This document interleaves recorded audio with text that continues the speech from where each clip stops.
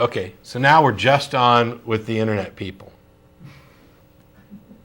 Really? Hi, internet people. Hello. Hi. How are you guys? Is this John from Austin?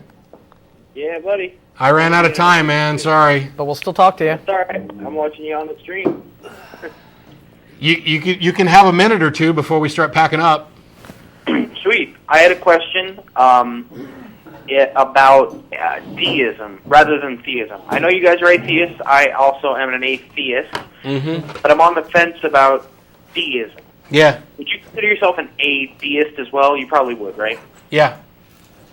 So, would you say that there's any reason that a person who is an intelligent person, who thinks critically and logically, could say, we don't know enough about how the universe began or something like that, not that necessarily, but something like that, that there might be room to fit in a deistic God?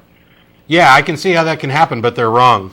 Because what they're saying is we don't know enough, so this is possible, so I'm going to go ahead and accept it.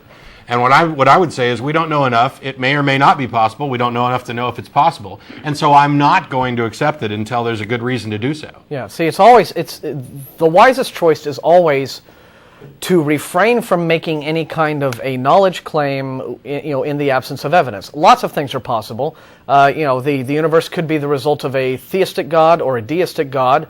The universe could have been farted out of the ass of Gus the Magic Cosmic Hippo, right? We don't know these things, it's true. But, the time to say, I think this is the reason that there is a universe, is when the evidence, that can be verified points to that conclusion, and really not before. And otherwise, really, the only sensible thing to say in response to things that you don't know is, I don't know the answer to this. And the best case I've ever heard for any kind of deistic argument is some variation of a first cause. And the point that they get to is they make the leap, I guess, that there must have been some kind of cause, and no matter what it was, we're going to call it God. And we're going to look at it as a deistic non-intervention. Well, you don't know that even if you were to discover that there had to be a first cause, you don't know that it's intelligent. You don't know that it was any kind of personage. You don't know that it was any kind of creative force or any kind of transcendent or supernatural force. What justification do you have if you don't know anything at all about it to make any kind of label for that, especially to apply something like deism, which, even though it talks about a non-intervention starter God that may or may not even exist anymore, it's still making assertions about the nature of the thing it's talking about while simultaneously saying we don't know anything about it. Okay.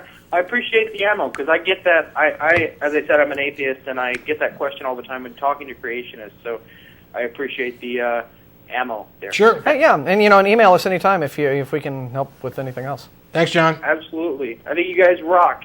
Thanks, John. I'll see you next week. You rock too for thinking we rock. Yes.